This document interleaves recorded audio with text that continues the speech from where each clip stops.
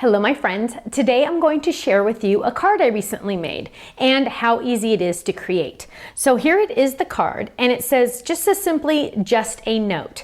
And I've used this little Sizzix frame that I designed and popped it up just a little bit, and then you can open it up and write your message on the inside. And I thought, you know what, sometimes I don't get to show you very often just cards that I've just randomly made, so I thought, you know what, I will do a video on it.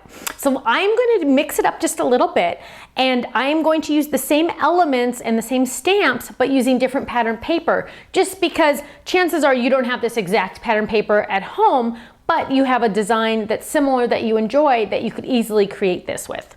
Let me show you how easy it is to make this card. So I'm using some of my new framelets from Sizzix, and the nice thing about these is they are graduating frames. And so I can turn these over, and I'm just going to kind of put them in order for you just so you can kind of see them, how wonderful they are. And this set actually has an embossing folder. I don't have it here with me, but it has an embossing folder that matches, and I will show you that in a future video. But here you can see that we have all these different shapes, and I feel like I'm missing one. I feel like there's one that might be missing, but there you can see the general idea of these frames that you can easily use to create wonderful cards. So let's get started. The first thing that I'm going to do is I'm going to create the actual card part. You'll notice it's an interesting shape. Well, I took the biggest framelit and made that a card. So you'll see it has a cute little hinge on it. And that is so easily done by using pattern paper. And you know me, I always love double-sided pattern paper. This happens to be an SEI pattern. And I'm going to, let's see, I want it to be a hinge. Now I could do the hinge up at the top, or I could do it on the side. For this one, I did it on the side. So I'm simply just going to fold this in half. And you could also use your score pal, or when you're scoring things. I'm in a hurry, so I'm just gonna grab it like that. And then I'm gonna take my die. Now it works the best, I think, for a larger card using the largest framelit die, but you could use any size you like. So I'm gonna bring over my handy dandy Big Shot machine. And I'm going to, and I'll show you this up close just so you can see it. What I'm gonna do, normally if I was gonna cut this out, I would just put it like off to the side right here and cut it. But because I want a hinge or a card, I'm going to move this edge over here. This is the folded edge. I'm gonna move that inside of the die. So when I cut this out, it's not gonna cut over here because it's on the inside. And so I'm gonna line that up, and of course I'm gonna use my handy dandy Post-it, and I'm gonna go all the way against the edge over here, so I'm conserving as much paper as I can so I can use it for another project or even this project. So I'm gonna go ahead and run that through the machine. And that cracking sound you hear, totally normal. It's just the blade of the die going into the cutting pads. It's much better for it to go into the cutting pads than somewhere else, right? Where else would it go? Yikes. Okay, so now I'm pulling this all apart, and I'm moving my handy dandy Post-it to use another time. And now I have a card. Isn't that easy? Okay, so let's get started. Move that off to the side a little bit. So now what we need is we need this blue part here. So it's a graduated size, and I'm gonna take the next smallest size. That one, let's see. No, I think it's that one. So we're gonna use this one, and we're gonna create this inside here. And I have a couple options. I have this color here that kind of coordinates, so I can make it more of an antique-y look, or I could go with the white. And let's just think for a second. Since I'm not a big fan of white for the backgrounds, I will use this more antique-y color. And I'm just gonna run that through my machine, and I don't need to use my, let's just double check that size. I don't need to use my Post-it because I'm just gonna lay it on top, and I'm just gonna run it through. And I'm doing that over here. Run that baby through. Okay. So now I have this. Now if I wanted to, I could ink the edges, but for the sake of the video, I'll leave it blank. And I'm just going to adhere that to my card. And the nice thing about these is they are graduated perfectly, so they line up really well. So now I have the beginning. Now I want to add the flowers to the background. And I'm a big fan of making your own pattern paper because then it's more personal and it's more you. So what I'm doing here is I'm grabbing my stamp set. This is one of a Sizzix from the Sizzix line that I designed. And let's see, get out some of the dies that we're gonna need. This one, actually the flower, I'm sorry, doesn't even need a die. So what we're gonna do is we're gonna decide what color ink we think this needs. And let's see, oh, it got a hairy on there, yuck. Okay, so we used probably celery there. Let's use, oh wait, what's here? Corn flour. Well, we're not gonna use corn flour. Let's try artichoke. Now, what I always do is if I'm not sure what color, and because this is a new color that I'm using right now, if I'm not sure if it's gonna match, I'll always go onto my scrap paper, because I wouldn't normally use these little pieces, and I'd stamp it and go, oh, no, not the right color. So we're just gonna get our wipes. And you know me, I go the cheapest route possible on wipes, and I always cut them in little pieces because I don't want to waste. So I'm going to clean that off. And so we definitely don't want artichoke for this one. So you know what? This is going to sound really random. Let's try mustard. Because we're going more for the antique-y look, let's try that. Now that looks a little closer, but I bet you if I do second generation, that is the color I want. So notice that I stamped it first here in this darker color, the first version, the first generation.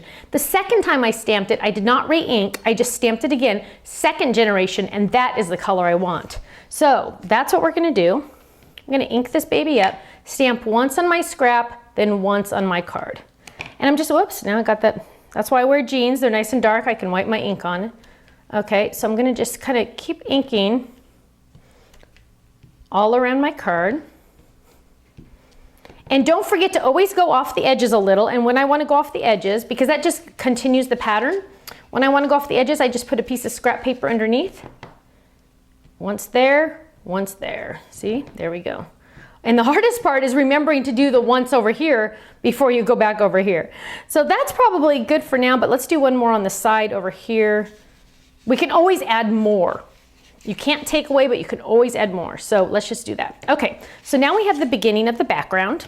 And I actually like that color a lot on it. That looks really good. And that was the mustard. So now what we're gonna do is we're gonna stamp the frame around here. And let's see, that was actually a second color of cardstock. We could even, ooh, that would actually look pretty, but let's see what else we have. You know what? I actually think I'm gonna use white, because I wanna bring in a little bit more color. But I want to keep it all in the same scheme, I'm going to use the mustard. So let's grab that die and let's get that stamp. See, these videos are a lot slower than the 5-minute cards, right? These are kind of fun because I get to just play. And, oh, see, that's why I always leave my lids on until I need them. Okay, so I'm going to ink this baby up. But I just realized that this die is a little different than other dies that we have in the collection. Let me show you all of the dies in the collection. This is a brand new one, so I'm getting it out of the prototype box, the prototype bag. So these dies all are a little different, and they're a lot of fun, but you'll notice this die is a little different than the others. It has foam on it. And when you see a foam die, that's because it has an extra cutout in it. So for example, this die does not have foam, and it just creates one cutout. This actually creates two cutouts. It creates this shape here and this shape here. So it has foam to eject the cardstock.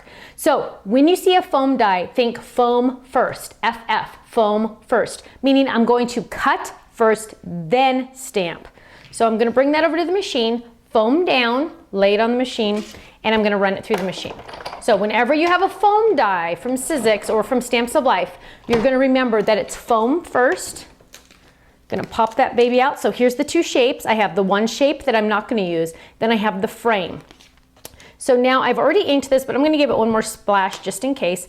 And because these clear stamps are so clear, and I make sure that my base or the bottom of my stamp is not too large, you can line this up really easy. Just take an extra second, line it up, and then press.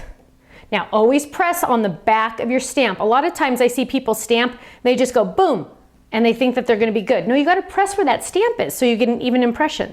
And I'm gonna peel that off, and there we go, the perfect stamped frame. Isn't that fantastic? So what we're gonna do is we're gonna add that to, and that white is just perfect, it's just enough of color. And we are going to use a different color, and I think I'm gonna go back to this pretty antique-y color. I keep calling it antique-y. I don't know where that word is in my vocabulary today. So I'm just gonna run that through because I want the center of that frame so I can stamp just a note. So now I have the center of that frame, and I'm going to get out the just a note. Here it is. So I'm gonna peel that off, And on this one, I used licorice. And so I think I'll use, oh, you know what? I'm gonna go for the mustard. I am really enjoying this mustard today. So I'm gonna use just a note, and you'll notice I didn't put my lid back on, I'm crazy. Just a note right there, peel that off, perfect. And so now I'm gonna adhere it to my card. So this is gonna go directly right there. And look, I'm already covering one of those cute little flowers I did. But I wanna use some pop-up dots if I have any. It doesn't look like I have any here. So we'll just go, I don't know, I don't wanna spend time looking for them. So we'll just add it without. But remember that on my first card, I did use pop dots. Pop squares, foam squares. So we're just gonna add that right on top.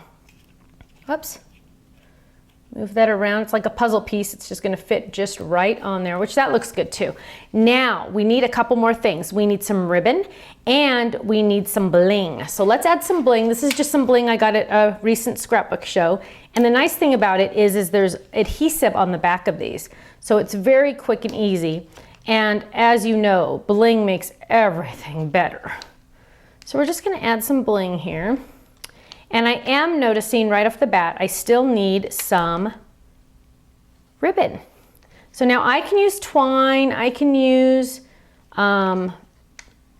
this seam binding, I can use whatever I want. So I'm gonna turn around, forgive my back, and I'm gonna kind of just decide what I wanna do with that. If I want to, you know what, that blue, I'd really like to incorporate, and I'm gonna show you this, I'd really like to incorporate more of the blue from the background because I feel like I'm losing that blue. I have a lot of the antique and the mustard right here, and I really feel like I'm losing that blue. So what I think I'm gonna do is I am going to try, I think the sky would be the best. And usually I do this in the bathroom.